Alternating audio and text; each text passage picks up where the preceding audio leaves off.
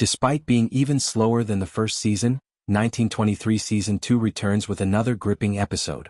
It would be one thing if this were a series with a lot more seasons. But since Season 2 of 1923 concludes the series, I would have preferred a little more immediacy in the beginning. In addition to the plot's pacing, Episode 2 is another strong installment in what is, in my opinion, one of creator Taylor Sheridan's most reliable shows. The harshness of winter in the 1923 world was first shown to us in the season premiere. The Western faces more threats than I would have imagined, as well as new problems brought on by the season. Episode 2 featured some unexpected moments as Brandon Sklenar's character made a new friend, continuing Spencer's journey to Montana. As Jacob and the other Duttons deal with a mountain lion back home, Donald Whitfield moves forward with his plans, and Alexandra reveals she is pregnant, making her trip to Montana alone even riskier. I realized that Spencer Dutton would not return home by the end of 1923 Season 1 as the season went on. I thought he would arrive in Montana quickly in Season 2, so that was fine. In typical video game fashion, though, it appears that Sklenar's Western hero is unable to stop accruing side quests. Fortunately for 1923, they are also highly fascinating. The Mafia, Italy's organized crime group, is the one who disrupts Spencer's trip home this time. Spencer's new friend Luca was someone I liked, but I could tell he had a darker side from the way he handled the bets during Spencer's fight. Episode 2 dispels any uncertainty regarding that by revealing his cousin's true identity.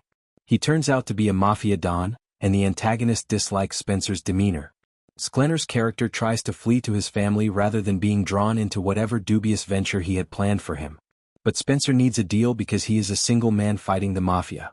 Spencer is constantly presented with unforeseen circumstances by Sheridan, and I find it fascinating how he attempts to promptly handle each one as it arises. Spencer was at least able to send a message home this time. Though not nearly as quickly as I would have preferred, it does feel like he is getting closer. The next phase of his mafia plot, however, should be pretty intriguing. The episode concludes with Spencer and Luca being assigned the duty of transporting his cousin's whiskey to Fort Worth, Texas. The danger that awaits them is indicated by the fact that Spencer was given a gun. To concentrate on Banner's story, the cast of 1923 is given radically different storylines, provided unexpected depth to the character. The plots of several characters were followed up on in 1923 Episode 2, and some of them piqued my interest, even though Spencer's story remains an exciting draw.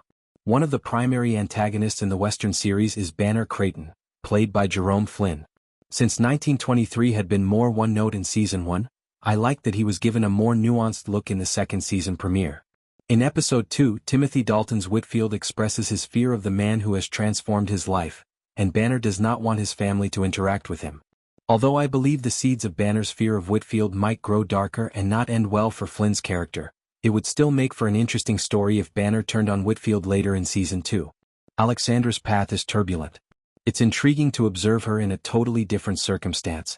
Although Alex is accustomed to a luxurious lifestyle, Season 1 demonstrated that she is not yet ready for a life of hardships, and her modes of transportation provide an intriguing beginning to her journey. When she talks about how some Dutton women aren't accustomed to a life of struggles, Elizabeth exemplifies that at home. For the Duttons, winter offers plenty of difficulties. In addition to selling cattle and making every effort to maintain the ranch, there has been an increase in animal attacks, including the wolf bite that Elizabeth experienced. Kara, played by Helen Mirren, may be gone by the end of the episode when the wolf reappears. Remarkably, Jacob, played by Harrison Ford, finds himself in a similar situation when he decides to head home quickly with Zane's family during a snowstorm, leaving them stranded. The risks for the Duttons increase in 1923. As the season draws to a hopefully satisfying conclusion, I can only hope that the show doesn't continue to struggle with pacing.